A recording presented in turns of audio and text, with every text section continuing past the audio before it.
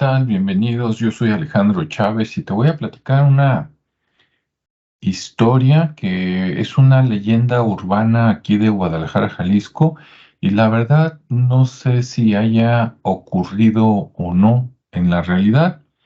Puede que sea mentira, puede que sea verdad, pero te lo voy a contar porque es algo que he escuchado a lo largo de muchos años por personas diferentes. Entonces, o tiene algo de cierto o es una fantasía que se le ocurrió a alguien, pero se regó a través de los años y por muchas generaciones.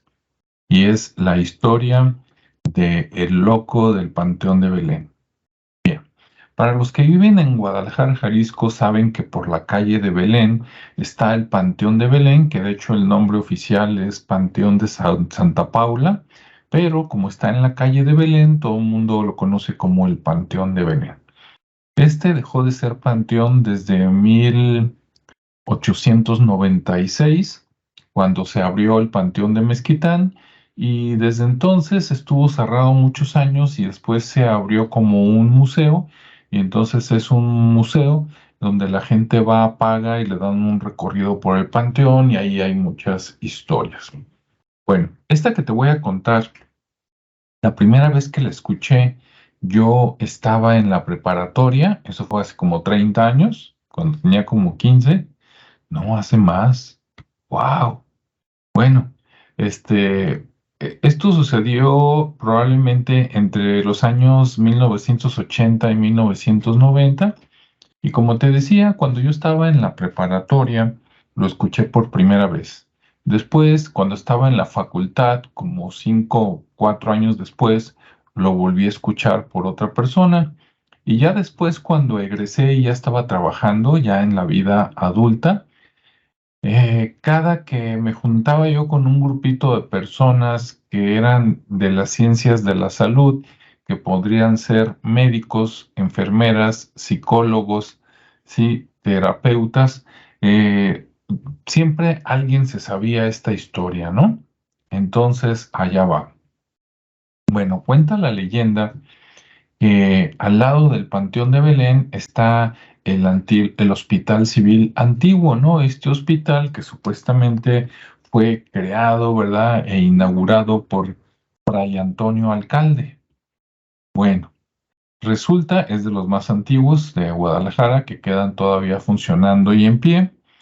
Y ahí muchos alumnos de la Universidad de Guadalajara van a hacer sus prácticas profesionales, van a practicar ahí con los enfermos hasta que tienen suficiente experiencia y se gradúan como médicos o como enfermeras o psicólogos, etcétera, ¿no? Cualquier área de la salud de la Universidad de Guadalajara.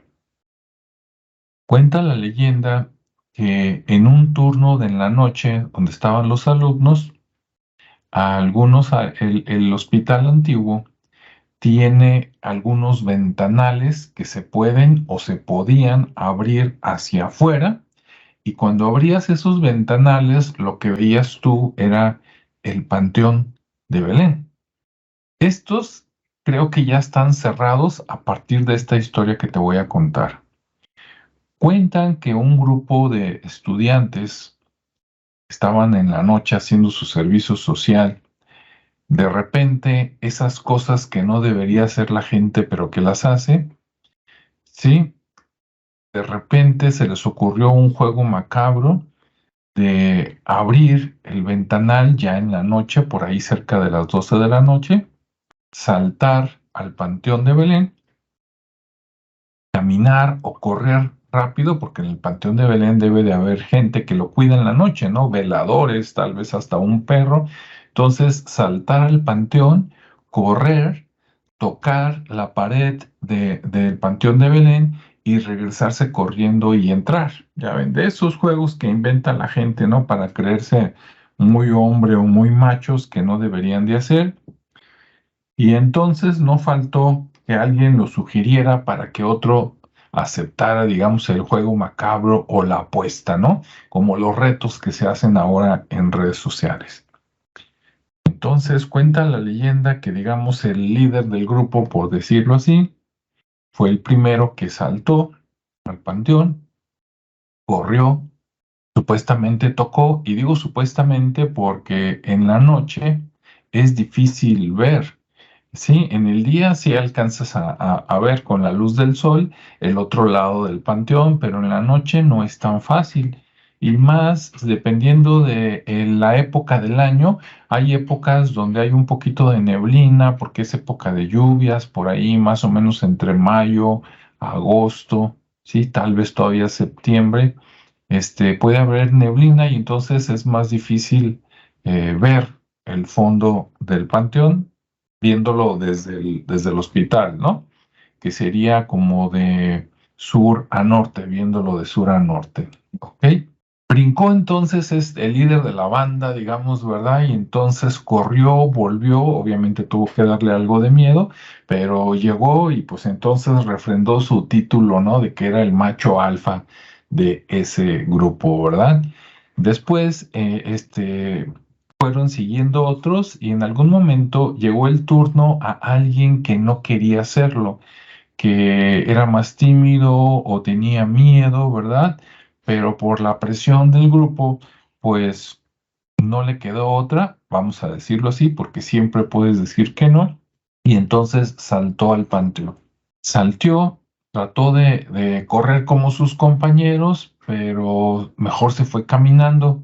Una razón era que tenía mucho miedo y la otra razón era que no quería hacer ruido porque podría despertar al velador o no sabían si había perros, entonces no quería arriesgarse a ser mordido, encontrado, y después reportado, ¿no? Imagínate que te llevan, te agarra el velador, te lleva al hospital y te dan de baja de la carrera nada más por andar con esas payasadas, con esos este, retos sin sentido.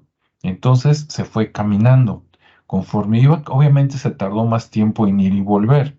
Cuando llegó al fondo, ya tenía miedo porque pues iba caminando, viendo las tumbas, cuentan que tal vez era en esa época donde había neblina, ¿no? Entonces imagínate, hay muchas tumbas, hay un mausoleo, ¿verdad? Está el árbol del vampiro, etcétera, muchas leyendas que hay en ese panteón. Cuando llegó casi al final, faltaban pocos metros, le dio miedo y decidió regresar. A final de cuentas, sus compañeros no iban a saber si llegó y tocó la pared o si no llegó hasta allá. Entonces decidió darse la vuelta ya con mucho miedo, ya casi, digamos, orinándose en los pantalones, se dio la vuelta y cuando iba a volver sintió que algo o alguien lo jalaba de la bata, ¿no? De médico, así más o menos como del cuello.